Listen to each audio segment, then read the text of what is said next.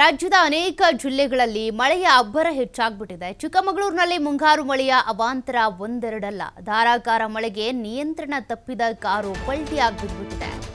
ಏಕಾಏಕಿಯಾಗಿ ಹೇಮಾವತಿ ನದಿ ತೀರಕ್ಕೆ ಬಿದ್ದಿದೆ ಕಾರು.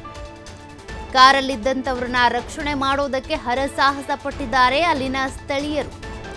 ಜೊತೆಗೆ ಅಗ್ನಿಶಾಮಕ ದಳ ಸಿಬ್ಬಂದಿಯು ಬಂದು ಕಾರ್ಯಾಚರಣೆ ನಡೆಸಿ ರಕ್ಷಣೆ ಮಾಡಿದ್ದಾರೆ. ರಾಷ್ಟ್ರೀಯ ಹೆದ್ದಾರಿ 73ರ ರಾಮಣ್ಣನ ಗುಂಡಿ ಬಳಿ ನಡೆದಿರುವಂತಹ ಘಟನೆ ಇದು. ಕಾರಿನಲ್ಲಿ ಇದ್ದ ಇಬ್ಬರ ರಕ್ಷಣೆ ಆಗಿದೆ. ಇನ್ನು ಈ ಅಪಘಾತದಲ್ಲಿ ಚಾಲಕ ಗಂಭೀರವಾಗಿ ಗಾಯಗೊಂಡಿದ್ದು ಬಣಕಲ್ ಸರ್ಕಾರಿ ಆಸ್ಪತ್ರೆಗೆ ರವಾನೆ ಮಾಡಿ ಚಿಕಿತ್ಸೆ ಕೊಡಿಸಲಾಗ್ತಾ ಇದೆ. ಮೂಡಿಗೆರೆ ತಾಲೂಕಿನ ಬಣಕಲ್ ಆಸ್ಪತ್ರೆಯಲ್ಲಿ ಚಾಲಕ ಚಿಕಿತ್ಸೆ ಪಡ್ಕೊಳ್ತಿದ್ದಾರೆ. ನೋಡಿ ಯಾವ ರೀತಿಯಾಗಿ ಕಾರು ನಿಯಂತ್ರಣ ತಪ್ಪಿ ನದಿ ತೀರಕ್ಕೆ ಬಿದ್ದಿದೆ, ಅದನ್ನ ನೀವು ಗಮನಿಸಬಹುದು. ಹೇಮಾವತಿ ನದಿ ತೀರಕ್ಕೆ ಬಿದ್ದಿರೋದು.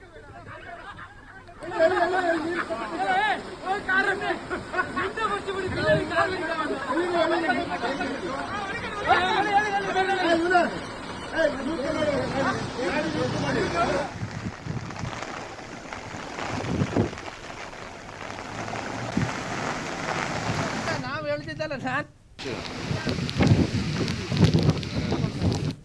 ಹೇಳ್ತಿದ್ದಲ್ಲ ಸರ್,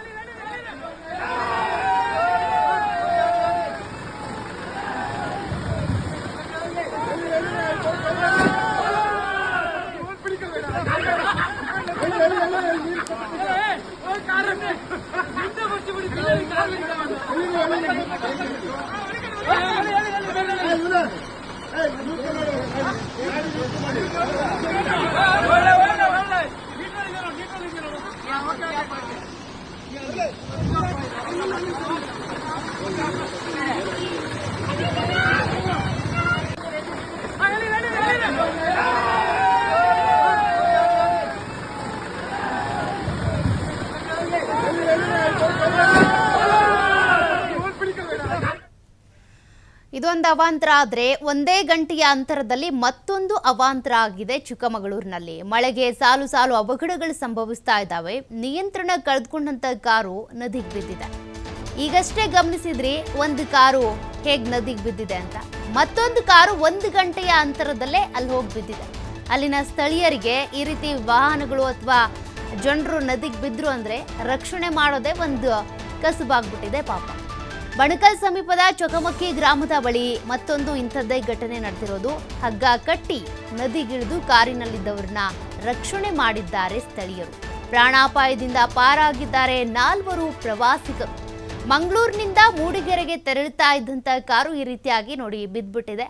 ಅಲ್ಲಿದ್ದಂಥ ಸ್ಥಳೀಯರು ಸಮಯ ಪ್ರಜ್ಞೆಯಿಂದ ಜೊತೆಗೆ ಹರಸಾಹಸ ಮಾಡಿ ಹಗ್ಗ ಕಟ್ಟಿ ಕಾರನ್ನ ಎಳೆದು ಕಾರ್ನಲ್ಲಿದ್ದಂಥ 4ರನ್ನು ಕೂಡ ರಕ್ಷಣೆ ಮಾಡಿದ್ದಾರೆ. ಹೇಮಾವತಿ ನದಿ ತೀರಕ್ಕೆ ಬಿದ್ದಿದ್ದಂಥ 2ನೇ ಕಾರ್ ಇದು. 1 ಗಂಟೆ ಅಂತರದಲ್ಲಿ 2 ಕಾರ್ ಬಿದ್ದಿರೋದು. ಹಗ್ಗ ಕಟ್ಟಿ ನದಿಗೆ ಇಳಿದು ಕಾರ್ನಲ್ಲಿದ್ದವ್ರನ್ನ ಅಲ್ಲಿನ ಜನರು ರಕ್ಷಣೆ ಮಾಡಿದ್ದಾರೆ. ಒಂದೇ ಗಂಟೆಯಲ್ಲಿ ಈ ರೀತಿಯಾಗಿ 2 ಘಟನೆಗಳಾಗಿದೆ. ಹೀಗಾಗಿ ಆದಷ್ಟು ಅಲ್ಲಿ ಹೋಗುವಂಥವ್ರು ಜಾಗೃತರಾಗಿರಬೇಕು. ಆಯಾ ತಪ್ಪಿ ನದಿಗೆ ಬಿತ್ತು ಅಂದರೆ ಅಲ್ಲಿರುವಂಥ ಸ್ಥಳೀಯರ ಆ ಸಂದರ್ಭದಲ್ಲಿ ಇದ್ದರೆ ಕಾಪಾಡ್ತಾರೆ. ಯಾರೂ ಇರಲಿಲ್ಲ ಅಂದರೆ ಕಾರು ಸಮೇತ ಕೊಚ್ಕೊಂಡು ಹೋಗಬೇಕಾಗುತ್ತೆ. ಹಾಗಾಗಿ ಬಹಳ ಜಾಗರೂಕತೆಯಿಂದ ಅಲ್ಲಿ ಓಡಾಡಬೇಕಿದೆ. ವೆಹಿಕಲ್ಸ್ ಆದರೂ ಅಷ್ಟೇ, ಎಷ್ಟೇ ನಿಧಾನವಾಗಿ ಚಲಿಸಿದ್ರೂ ಸಾಲದು. ಈ ಮಳೆ ಬರುವಂಥ ಸಂದರ್ಭದಲ್ಲಿ ಎಲ್ಲ ಕಡೆ ಕೂಡ ಹಳ್ಳ ಕೊಳ್ಳ ಹರಿತಾ ಇರ್ತವೆ, ದುಮ್ಮಿಕ್ತಾ ಇರ್ತವೆ. ಹಾಗಾಗಿ ಬಹಳ ಜಾಗೃತಿಯನ್ನು ವಹಿಸಬೇಕಿದೆ. ನೋಡಿ ಚೊಕಮಕ್ಕಿ ಗ್ರಾಮದ ದೃಶ್ಯಗಳನ್ನ ನೀವು ಗಮನಿಸ್ತಾ ಇದ್ದೀರಾ. ಅಲ್ಲಿ ಕಾರ್ ಪಲ್ಟಿ ಆಗಿದೆ. ಅದರ ಜೊತೆಗೆ ಮತ್ತೊಂದು ಅಪಘಾತ ಏನು ಸಂಭವಿಸ್ತಲ್ಲ ಅದನ್ನು ಕೂಡ ನೀವು ಗಮನಿಸ್ತಾ ಇದ್ದೀರಾ. ಒಂದೇ ಗಂಟೆಯ ಅಂತರದಲ್ಲಿ ರಾಮಣ್ಣ ಗುಂಡಿ ಹಾಗೂ ಚೊಕಮಕ್ಕಿ ಗ್ರಾಮ 2 ಕಡೆ ಕೂಡ ಅಪಘಾತ ಸಂಭವಿಸಿರೋದು. ಹೇಮಾವತಿ ನದಿ ತೀರಕ್ಕೇನೆ ಬಿದ್ದಿರೋದು 2 ಕಾರ್ಗಳು ಕೂಡ. ಅಂದರೆ ಸ್ವಲ್ಪ ಅಂತರ ಇದೆ ಅಷ್ಟೇ. ಒಳ್ಳೆ